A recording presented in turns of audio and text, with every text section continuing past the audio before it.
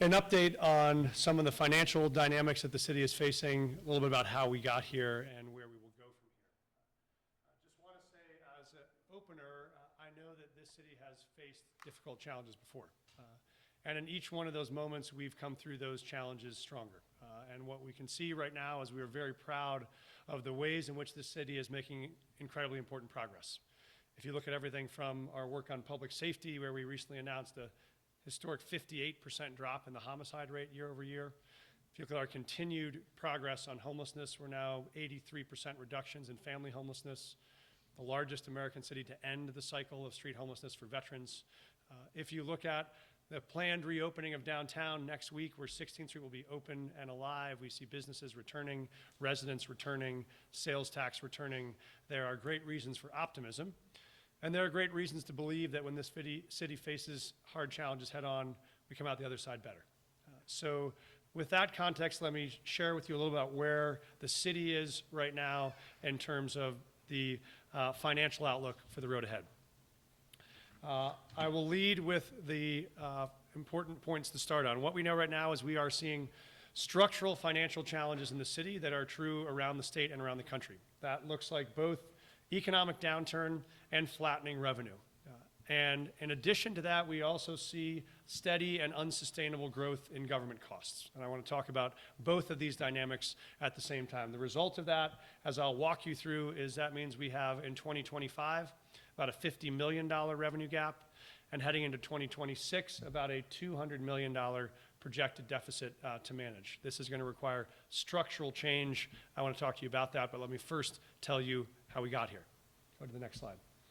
When you look first at the challenges around economic downturn, and these are items that are not news to you because you write them every day, but I think they're very important for residents to see. This right here is the Consumer Sentiment Index. This is how confident do regular folks feel about spending money. Are you going to buy a new refrigerator right now? Are you going to take your family on summer vacation? Are you going to go out to dinner tomorrow night with your kids and your cousins who are in town? What you see here is that the consumer sentiment right now is twice as low as it was the day that the world closed and the COVID pandemic began in March of 2020. What you will notice is this is right now the third lowest that this rate has ever been in the last 75 years of American life. You have to go back to the 2008 recession. You have to go back to Black Monday in 1980s to be able to see this level of dropped consumer confidence.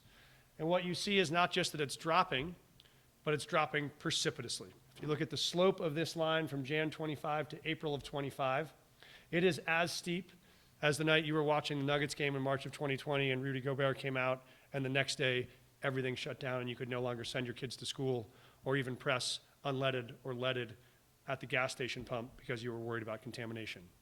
That is the scale of the drop. That is the depth of the concern from consumers.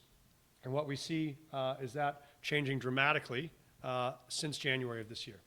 Next slide. The same is true on our business confidence right here in Colorado. If you run a restaurant or you run a retail store or you run a construction company, how confident are you to hire new people, to invest in new programs? And what you'll see here also, this is at its lowest rate in the last 15 years along with COVID. This and COVID were the two moments where you found businesses that saying, just not sure I feel confident enough that I'll have a steady income going forward. I talked to a restaurant owner this week who said the same thing, beloved restaurant, who said, I am just not sure I'll be able to keep my doors open. I said, why is that? She said, well, just this week I got a 15% increase in just my alcohol bill from my alcohol supplier. And I said, even if that's domestic alcohol, she said, it doesn't matter. If the glass and steel that makes the container that alcohol comes in is still subject to increased costs, that's going to drive up my bottom line. So we know this is a profound challenge. Next slide. We also know this is what we see in cities and states around the country right now. Obviously, the state of Colorado just got through managing $1 billion budget gap. We see cities around the country with $1, $2, $3 billion budget deficits. You see those in red cities and blue cities, in red states and blue states. This is the fundamental dynamics of a country that is worried about the economic forecast and is stopping spending as a result. We saw that beginning in the second half of 2024. As many Americans were watching an uncertain presidential election, that spending began to slow. And then when it hit 2025, you saw that spending collapse in the graph that you just saw. Next slide.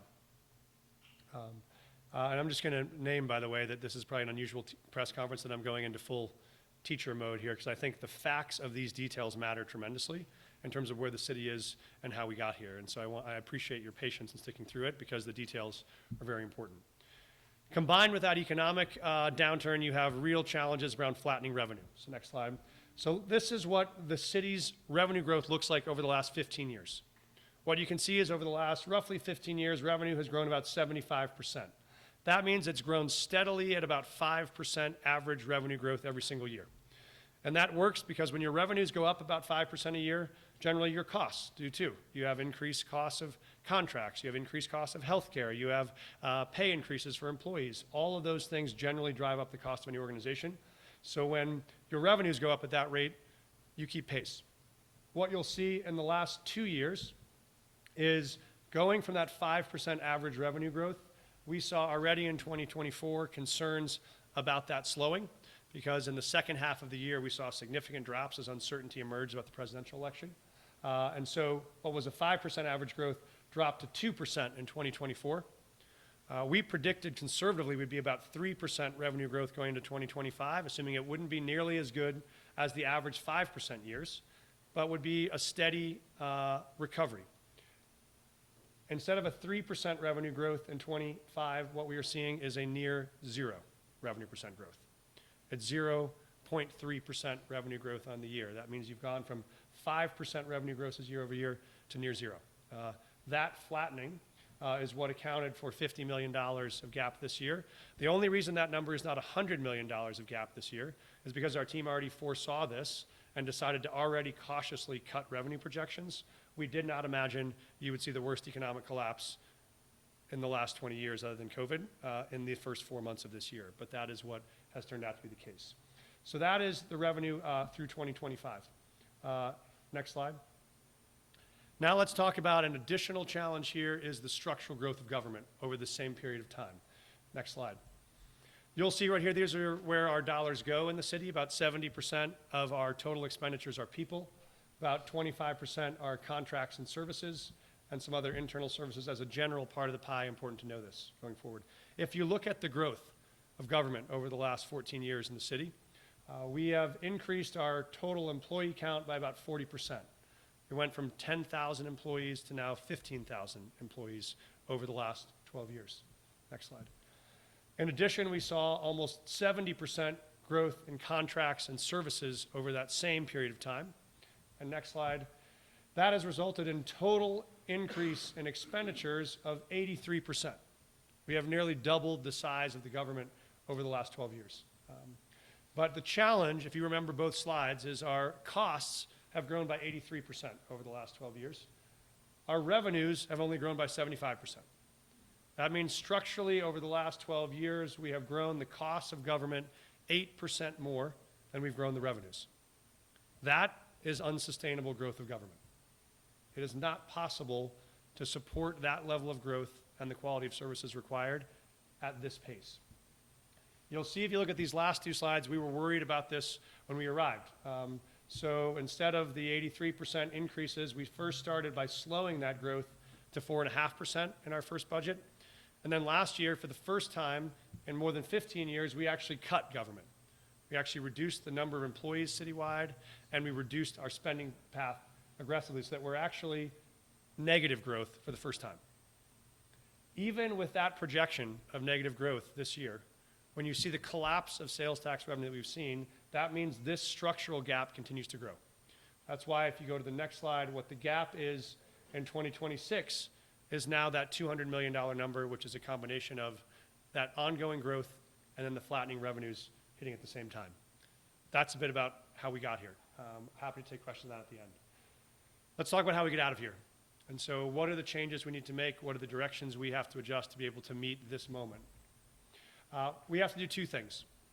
As I said, you have flattening revenue, you have increasing costs, you have to do two things. You have to both drive increases in your revenue to recover, and you have to drive reductions in your costs to make those two lines meet. So we will do both of those things.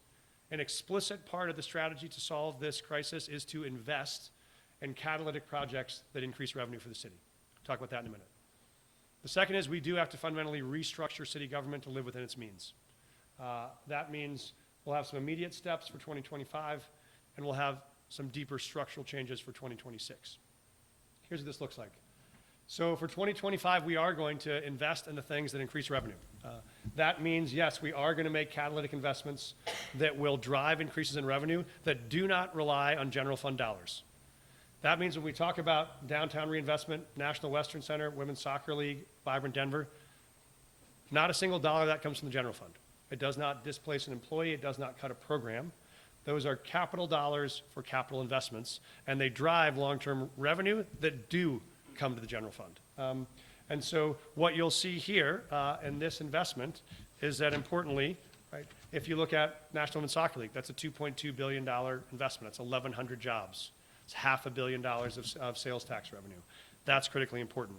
If you look at National Western Center, right, this is one that is now at this point more than $3 billion of GDP driven by that. If you look at downtown Denver, a third of our jobs, almost 15% of our sales tax base is in downtown. These are critical investments you need to be able to grow. Here's the example I would give you. 1987, right after Black Monday, probably seemed like a terrible time to drive a significant investment in the city. Fortunately, Federico Pena went forward with building the convention center anyways. Turned out to be a massive driver for the city. 1991, coming out of an early recession that sunk the presidency of George Bush, maybe not a great time for a big investment. Turned out to be the exact right time to invest in Coors Field, which is a massive driver of revenue long term. Maybe our most catalytic investment in the last 15 years, 2008, in the heart of the Great Recession, was the launch of Union Station redevelopment. Seems like a terrible time to make a key investment in downtown. Those are three of our biggest revenue drivers in the city because we had the wisdom to invest in times when you have economic challenge. So we will keep doing that. That is the only way you grow out of the place that we are right now. Next slide. We also have to focus on how we manage costs. So let me tell you about what that looks like immediately for 2025. And these are all hard decisions. They're decisions you never want to have to make, and they're decisions you avoid whenever you can. We just met with all of our city employees to talk through this package before we did this conference. The first step is we will start a tiered furlough system for city employees for 2025. These are one-time savings that help us balance this 2025 hole. In 2020, during the pandemic, the city took 8 furlough days. Those are what we call flat furlough days, which means every single city employee, from the lowest paid to the highest paid, all took 8 days off. We're doing this differently because we think equity is really important. We want to thank Ben Sanders and our team for helping us think through this decision. What this will mean is instead, all city employees will take 2 days. We'll have 2 days where the city closes like a typical furlough, Friday before Labor Day, Friday after Thanksgiving. The other 3 to 7 days will go up by the level of income of each city employee. So our lowest paid employees will take 2. All of our mayoral appointees, all of our senior cabinet members, and I will all take 7, which will be the largest number of furlough days for all city employees. That tiered balance both helps us save $10 million and helps us protect those city employees that are struggling the most to pay their rent. We will also start a hiring freeze effective today that will run through the completion of the 2026 budget, which will be in September 15, at which point we'll evaluate whatever the decisions have to be made going forward. We'll limit discretionary spending. We'll reduce and restructure contracts. Next slide. But let's talk about how we actually fundamentally solve the structural challenge I walked you through earlier, which is expenses growing faster than revenues and revenues flattening faster and faster. Next slide. For us, this means actually building a government that is smaller, that's faster, and that's easier. And for us, that means we got to make it smaller by right-sizing our budget to focus on citywide goals, focus on core services, and focus on living within our means. It means we want to make government faster also by moving more and more government services online so they're easier for people to access, and they're often easier for us to provide. That both provides better service and also provides lower cost. We also know when I talk to city employees all the time, one of the things that makes government expensive is that it can be slow and it can be hard to navigate. So we think by making government easier, by both cutting red tape to make systems move faster, it makes the workload of city employees lighter, and it makes the results for city residents faster and easier. So I'll talk about each of these. Let me start with the hardest one of all. We have to start with the most difficult challenges is how do we actually right-size the budget to restructure to meet this $200 million need. And we will do that by focusing on still not abandoning or walking away from the citywide goals we've undertaken. As I mentioned, we're making dramatic progress on the areas where we're focused. We are not going to stop that focus. We're not going to walk away from public safety commitments. We're not going to away from commitments on housing or homelessness or climate or child-friendly. Those are all will continue to be key priorities. We're also not going to back away from core services. We're not going to stop picking up people's trash or providing the services they deserve. But to do that, we will have to put all solutions on the table. That means we'll have to look at reduction or elimination of programs. We'll have to look at consolidation of departments. And yes, we will have to look at layoffs. We do not envision a scenario where it's possible to right-size this budget without that impact on personnel. I shared that with our employees this morning. And we will work hard with our cabinet leaders over the next 4 months to build a budget that is smaller, faster, and easier, that protects our goals and our city services in a way that allows us to live within our means. We will also start an effort to get feedback from the public and from our city employees on what we can do to help modernize services. What are the ways we can take slow systems and make them faster? How can we make expensive systems and make them cheaper so that people's services actually get better? And then finally, we'll focus on how we reduce the burdens of regulation by cutting red tape and taking out some of those rules that make it harder for employees and slower for residents. We will have, you can go to the next slide. We want people to be involved in this process because the users of our city should tell us what's most important to them, and the workers in our city should tell us what's most important to them. And so on this QR code, which we'll send out everywhere today, we'll ask for feedback on 3 things. What are the ways you think we should right-size the budget? What are the services that are most core to you? What are the things that you find to be not most core services to you? Importantly, what are the ways you'd like to see city services be faster or easier to navigate? We know people may have pet peeves about what they find to be cumbersome processes right now. How can we take this opportunity to eliminate or reduce those? And finally, where are the places that we can cut and eliminate regulations that would make services go faster, which makes them cheaper? That'll be a big part of our goal. And so that is the way we think we get to a sustainable government. So looking ahead, hiring freezes will start today. We'll begin the furlough process June 1. We'll spend the next 4 months working on crafting the 26 budget, and we will provide to you all regular updates on this. This will be a collaborative process by which we do this together. So I think the key is we want to people that were listening, and we want your ideas. So you can go to the next slide and let me close with this, and then I'll take questions. I had a teacher who was a mentor of mine when I first became a school principal, and she used to say to me, Mike, there are only 2 things you can offer to children: truth and hope. She said, if you don't tell them the truth, they go out every day and search for a world that doesn't exist. But if you don't give them some sense of hope, they don't have any reason to get out of bed and go looking for any world at all. I think the same is true for our city. So let me tell you what the truth is and what the hope is. The truth is this is hard, and this is going to be hard. And the truth is it's also hard in this city to raise 2 kids and not be able to pay your rent every month. It's hard to watch your retirement that you worked 40 years to build to evaporate by 20 or 30% when the stock market collapses. The truth is it's hard when it costs $100 to take your family to the movies. That is true. And Denverites who face those hard moments every day have to find a way to live within their means, and they deserve a government that does the same. And so we will take on that hard truth. The other truth is this is what responsible public leadership looks like, is that when you have these hard problems, you face them and you face them directly. And you believe that these problems are things we can solve if we go out solving them together. And when you see that you have less money, you have to balance the budget to make it work. That's what every business in this city does. It's what every family in this city does. It's what this government should do.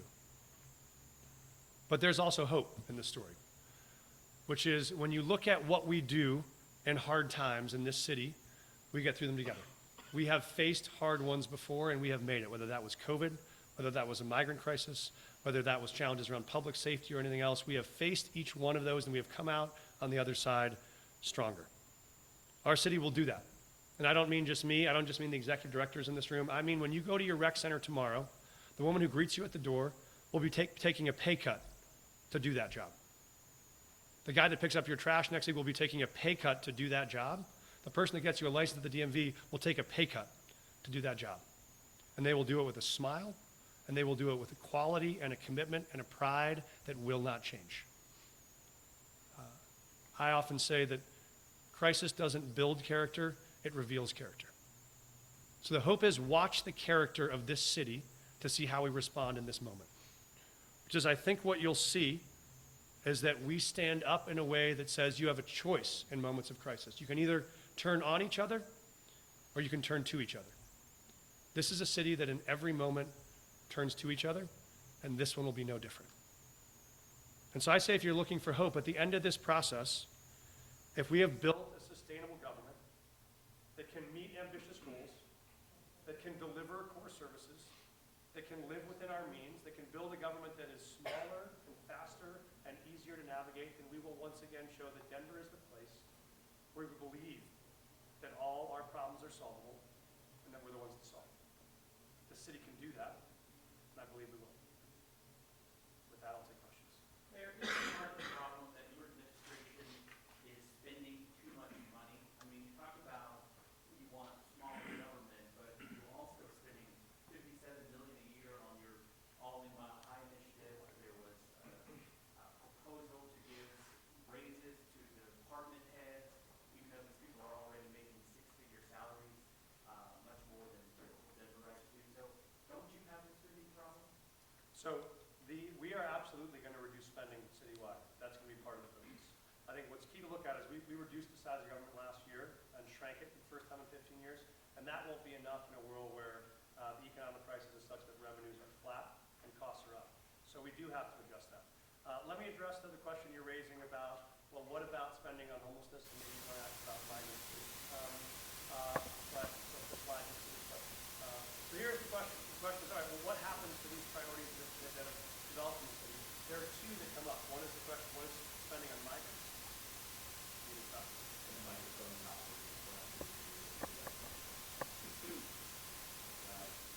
Okay.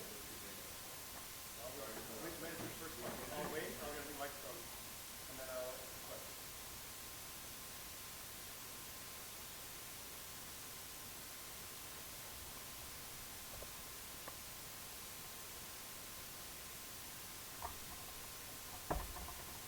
Is it still dead? Is that on the street? If I just talk loudly enough, can you pick me up from there, or you were like that? Yeah, like that. You also like to up here? I'm one from all. All right. I know. Maybe you put him here. Is that one?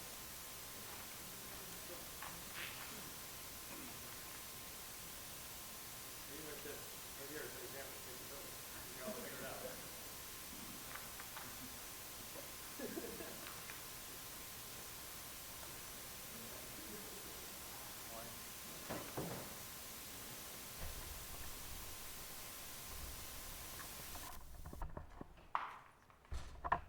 How's that? Everybody mostly live and that works? Great. Thank you. Okay, so the question is, what about growth and spending in some targeted areas in the city over the last 2 years? How does that balance? So two things we get questions about are, what about spending on migrants? What about spending on homelessness? I'll talk about these two separately, but let me just say in a slide, what you'll see here is the yellow bars at the top are spending on migrants over the last 3 years. The blue bars in the bottom are spending on homelessness over the last 3 years around general fund for homelessness. Migrants is general fund plus a couple other funds because that was an unusual situation. But what you'll notice here is across 3 years, these two expenditures together are up less than $3 million net. So you'll see obviously migrant spending coming down significantly, homelessness spending increasing, but still net, both of them, they're about a $2 million difference. But let me say something else. Homelessness is absolutely an investment in the city's economic growth.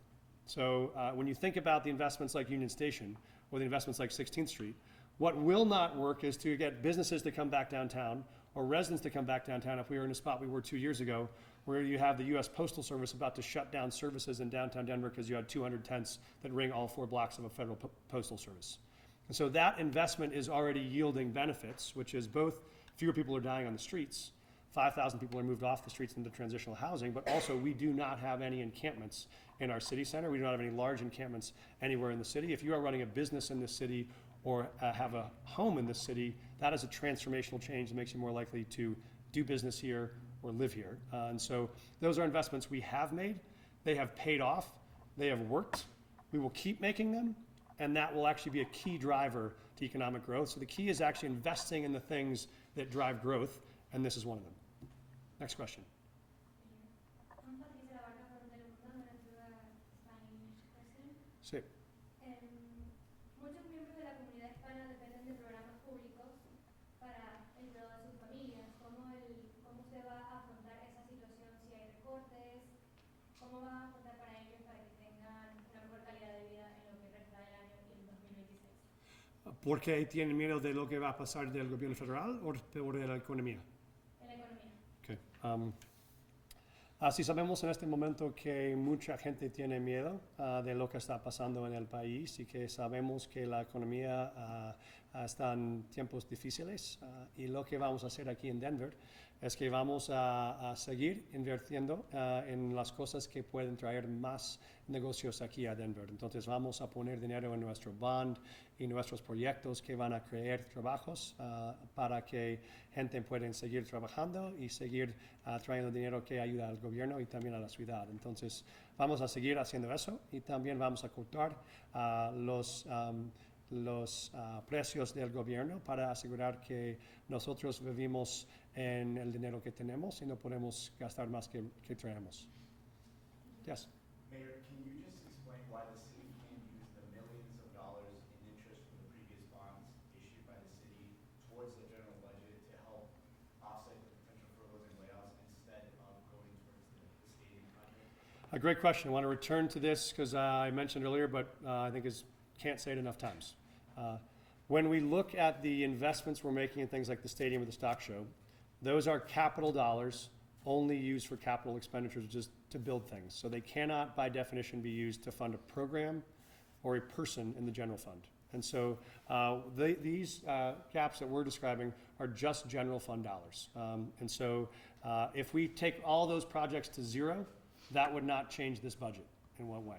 What it will change is by using those dollars to invest in things that grow revenue, it will return revenue to this general fund. And so it can only be a catalyst to increase revenue. It cannot supplant any revenue. Capital fund goes to building things, general fund goes to paying people and programs. But there's no way that money can be changed or changed to be directed to the general fund? No, those are allocated, particularly those bond dollars are allocated bond dollars to be used for public construction projects. That's what they're approved for and designated for. So they can't be changed, they can't be moved. But also I would say in addition, we wouldn't want to do that for the same reasons I described. You want to build Union Station in a recession, you want to build Coors Field, you want to build the convention center. What we need here equally in terms of controlling costs is growing revenue. What you need to do is invest in the places that will drive revenue, and these places will drive revenue. Yeah, Kyle. Hey, can you speak to, so like all these new capital projects, someone's going to have to staff it. And if we're looking at furloughs and layoffs, like once the things are built, how are you going to afford to make sure that they actually? Yeah.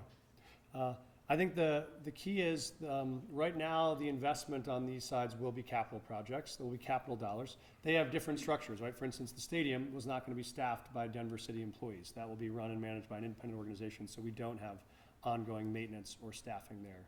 The stock show often is run by the National Western, and there's an independent organization that runs that separately. And so not all of these have ongoing carrying costs for the city, but they do drive revenue for the city. And so same with downtown Denver, the investments in downtown. A lot of those will be in building parks or in converting commercial buildings to residential, so we have more people that are present there. That's more people living, working, buying, spending revenue there. And so these are all drivers of income, even if they're not actual liabilities for the city directly. Thinking about libraries that are in the bond and parks that are in the Great question. Thank you. So on the bond can be both. Some of it will be maintenance of existing projects and infrastructure to make sure the city still works, so roads and bridges are still safe. And this is where the risk is you can't stop doing those forever, right? What we're describing here, I hope I showed, is a structural challenge, which is costs are growing too high and revenues are too low. You can't balance that anymore on a one-time fund. So even the idea of, could we find 10 million to move this year or 20 million to move one year? We did that last year, but that doesn't solve long-term structural challenges. And so in the bond, we will look at what are the things that are going to be improvements or maintenance, and what are the things that would require new infrastructure. And when we talk with our team at the library or our team at Parks and Rec, we'll evaluate both of those. What's the short-term construction cost? What's the long-term staffing cost? And I will say that that is also part of growth, as you do prune and plant at the same time. You do want to make sure that you're both scaling back things that are not as crucial as they were 30 years ago, and you're investing in new things that are incredibly important. Yes? There's so much here, from downsizing local government to the furloughs to layoffs.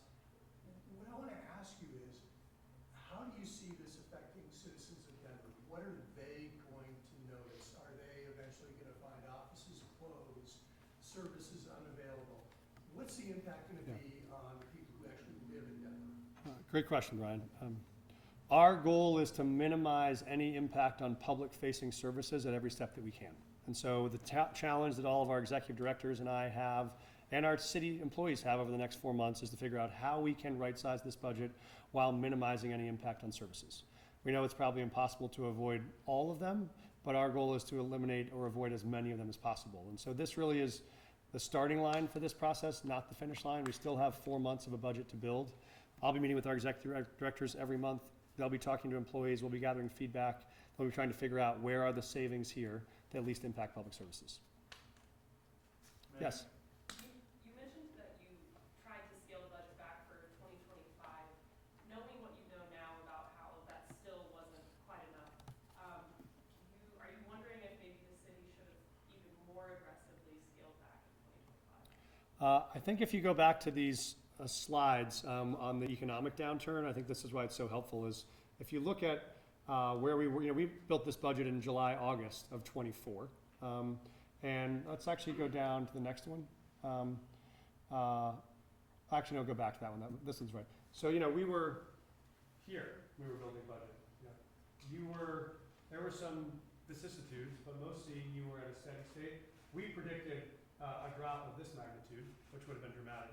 We did not predict one of the third worst drops in the last 75 years. I think we did not predict all of the things that happened in the last 4 months: tariff war, global trade crisis, stock market collapses. So that was, I think, why we were conservative. I will tell you, we are going to be incredibly conservative going forward. So if you can go, Megan, to the slide on the 2026 projected budget. What you'll notice here, if you go back one slide, Megan, it's actually okay. Go back to this one. So what you'll notice here is last year we said we're gonna say revenue growth is gonna slow. Instead of a normal 5% year, let's call it a 3% year. And we were wrong. It was like a 0.7% year. So what we are planning for here is 0% growth in 2026. So what you'll see is, see this bar? It's flat, flat, flat. As opposed to look at these years of revenue growth. Look at these years of revenue growth. We are preparing now for what would be the worst financial economic situation, which is zero revenue growth. And so the benefit is if we do anything better than that, we'll be in a better situation. I think we can't afford to not be incredibly cautious about taking a zero revenue assumption. Meg, you talk about Please. About how federal actions are affecting the budget, including the $28 million the city's trying to get back. Those dollars clearly do affect the budget. We're fighting to get them. For those of you that know, Nina's talking about, this was, when we looked at FEMA grants that we applied for, really the condition of the grant was you must use these dollars to provide services to migrants that have arrived in your city. We then use those dollars to provide those services. Now the new administration is revoking those dollars on the grounds that we use them to provide services to migrants in our city. So we think that's clearly illegal, a violation of Congress's intent and Congress's action, so we'll sue to get those back. That would be wonderful if we could get that back, and to go back to your question, that is still a one-time investment. That would help us solve a little bit of short-term costs in 25. It does not solve the structural gap that we're seeing without doing that. The most profound thing that the federal government is doing that is driving a change for our city is the collapse of consumer confidence, the collapse of business confidence, and the collapse of spending. That is the biggest thing. And so we can't control federal policy. What we can control are the incentives that make it more likely for folks in Denver to be able to spend and invest in ways that will grow the economy. Mayor, why are you confident that these capital projects will drive growth? I mean, like with the soccer stadium, most economists say that, stadiums don't help cities grow economically the way maybe you believe. Yeah, I'd say those economists should probably be unemployed. I think if you look at, ask any restaurant owner who's in McGregor Square if it makes a difference when there's a home Rockies game or not. Ask Brooklyn's across from Ball Arena if it makes any difference if there's an Avs or a Nuggets game or not. Or ask anyone that offices at Union Station if it matters that there's a fully activated, revived public spaces with restaurants and commercial investment that they come to work in or not. We see some of the dramatically higher rates of occupancy and revenue are disproportionately in lower downtown, not in upper downtown. Why is that? That is singly because of the investment of Union Station and the surrounding areas that have driven that recovery much faster than other parts of the city. So I think it is incredibly clear that these investments drive activation, they drive investment, they drive revenues, and that's the way we grow the city, which is why we're so committed to staying invested in those. Mayor? Yes. Did it take a budget shortfall for you to crystallize that the government should be faster, easier, and smaller? Because the smaller case, some people might be like, well, it might have been a good thing in July 2023 to think smaller. Yeah. So I think it's both. As you know, we've been working a lot on faster. When you look at our Denver permitting office, that was an entire investment in the single most problematic place in the city where things were too slow, and we knew it was slowing down business and literally driving up rents for residents because it took too long to build those things. We've been working some, so that was already in place on faster. We've been working some on easier. We had our Den AI Summit, which is a convening that Suma and our team has led to bring technology developers to say, how can we make city services easier to navigate and faster? So we were doing those in pieces already. I think what this catalyzed is to fix any one of these, you have to fix all of them, right? To be able to make government smaller, you're gonna have to make it faster, you're gonna have to make it a little bit easier to activate. We'll try to do those together. And we know there were good reasons to invest in a lot of the growth we've seen over the last 10 or 12 years. When you have 5, 7, 8% growth every year, it's easy to think that you keep growing. But I think what we found is if you look at a lot of these years, there were 17, 18, 19 already, those years were running deficits. But the result was you had big fund balances that had built up from the boom years to help you could live out of fund balance. That's not there anymore. And so you have to really tighten the budget to make sure you're just spending what you're bringing in. So I think it has crystallized this for us, and I think that's what all of our executive directors are doing, is looking at how can I really focus on hitting the big goals I have, providing the core services I have, but doing it in a different way than I might have done it before. We think that's what families and businesses do, and we think we can do that too. Yes. To your point about investment, you have sort of a coincidental silver lining in the street formerly known as the mall opening, right, as this is happening. I'm curious to get a sense, if you were to do no capital improvements, as you say, as you're planning to do, would the projected tax revenue from the mall, 16th Street, fill in some of this hole in a way that's significant? I mean, we're very optimistic about 16th Street and its catalyst to revive investment in downtown. That was a big investment we made, a capital investment of almost $250 million over the last 3 or 4 years. But we know that just opening it is not going to be enough. You do need to be able to have more people downtown, which means some of those vacant commercial buildings we want to turn into residential buildings. That means we do need to attract and keep vendors there who will be able to drive revenue. And we don't want to take any chances. What we can't afford to do is sit back and watch declining revenues continue. So that will be one of our most important catalysts. We're excited that the continuing investments we'll make in downtown will also not be with general fund dollars. They'll be from this Downtown Development Authority. I mean, the best story here, right, is you think about the Union Station story. They started this in the recession, said, we think this might be effective enough to pay back itself in 30 years. It now paid itself back twice as fast. It's done in 15 years, and it's going to leave $500 million for us to invest in the rest of downtown for the next 15 years. That's what we think the investments we're making now will do, because hopefully 15 years from now, a mayor will be standing here saying, thanks to the revenue coming off of these key investments, we actually are seeing real growth. Yes. Are you considering asking city employees to increase their pension contributions so that city contributes less to their pensions? That's not a solution we've looked at right now. I will say I tried to be clear in this slide, as hard as it is, that all things are on the table. And so that's the thing we'll spend, you might be our first submission of a suggestion, Brian, to the website, but I think that's what we'll spend the next 4 months looking at is what are all the options? Which options save the most dollars, still deliver great services, and do everything we can to protect city employees. And so we'll look at all those, but that's not one I've looked at yet.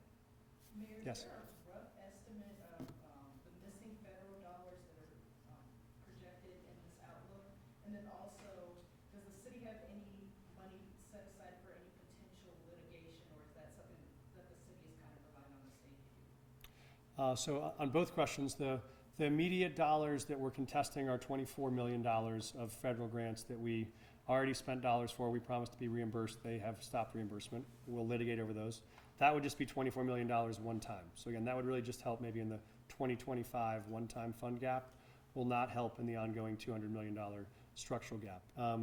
In terms of litigation, we do have dollars that we have prepared to be able to use for cases like this. Often our own city attorneys do cases like this. And oftentimes, like in this suit, we have other cities like Chicago that take lead, and we do not allocate resources to the litigation of them directly. So where we can, we'll partner with other cities in the same position or other states so that we can reduce costs for our own city. Yes? Mayor, I know the city has a contingency fund and a rainy day fund. How are they being applied? Well, I'm smiling because I had another 17 slides I wanted to run you through on the fund balance, but my team thought this was maybe 40 slides was enough. I'll just say, as a short summary, fund balance is also a concern for us. So what happened, what you saw is over the last 10 years, when expenditures have been growing faster than revenues, the way the city has managed that is by dipping into fund balance. So it's sort of like we all have a checking account and a savings account, and you try not to touch the savings account. We've been living out of the savings account. Well, when you're seeing that every month you have a structural gap and you got to rely on savings, it just means your earnings don't meet your costs. And so that, if you remember last year, that was one of the ways in which we balanced, was to bring some money from fund balance. And that's why for the first time in a long time, we dropped below 15% on our fund balance, which is recommended. If we were to keep dropping fund balance, it would drop below 10%.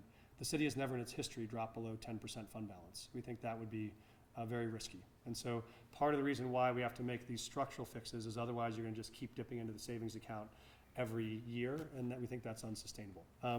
You mentioned the second one, thank you for the detailed question. For those of you writing the details, contingency is different. Contingency is every year we keep a contingency for just that 1 year's crisis. That's about $34 million, and we spend it each year, and then it disappears each year. Fund balance is the overall savings account.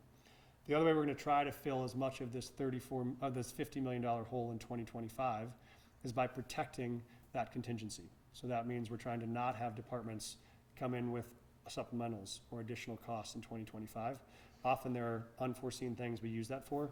The more of that we can protect, the better chance we get to fill that 50. We have time for 2 more questions. Back to the Women's Soccer Stadium, I know you've outlined dollars and where it's Yes. coming from, and you've mentioned it as a Catalytic investment. There are some people though that may be thinking, and maybe even some council members too, that say, that's great that it's gonna be a Catalytic investment, but the stadium may not open probably won't open until 2028, and you need revenue now. How do you square with revenue now to get to the revenue that you hope to get later? This is actually the best way to drive revenue now, because that stadium in 4 months, 6 months, when it breaks ground, will drive 1,100 jobs now. So one of the key items is the actual construction and the development of that site is itself a job creator, is itself a revenue creator, is itself a sales tax and an income tax driver. So it's not just a long-term investment, it is very much a short-term investment. Of course it gets better when it's open, but for each of these, the investments now are important. 16th Street was a big investment while it was under construction in the construction industry. It'll be a big investment in the retail industry now that it's reopened. So both are true, and we want to keep doing both. Last question? Yes. Can we talk a little bit about the airport? So the airport's kind of a unique creature within the city government. Will the hiring freezes and furloughs, will that apply to those employees as well? And how do you see this affecting the airport? Thank you. I talked with Phil about this. I'm sure Phil's here. The airport will also take furloughs. All of our staff at the airport will also participate. Every employee is participating, whether you're in a mostly generally funded organization or a special revenue fund, or as you know, an enterprise. So we are doing that across the board. There are some enterprises that will have different effects on the hiring freeze. I don't know if I mentioned in the hiring freeze, obviously, hiring freeze will not apply to uniformed officers, will not apply to 911 call takers. There are certain mission critical operations that will not be frozen. And there are certain core frontline public services that if someone quits a month from now, we will have to backfill. If you're a caseworker at social services and you have a caseload of 80 people that rely on you, there are certain of those roles we'll have to backfill. And so there are obviously certain 24-hour-a-day operations at the airport that have to be continued, but they will participate in the furloughs. Yes. Thank you all so much for all of your time, attention, good questions. This will be a challenging stretch for the city, but one in which we are actually quite confident with the leadership of the folks in this room and the commitment of the team in the city. We will come out on the other side stronger with a government that we think is faster and smaller and easier to navigate, but that still meets big goals, that delivers core services, and that makes the city proud in how we handle a crisis. So thank you all for being here.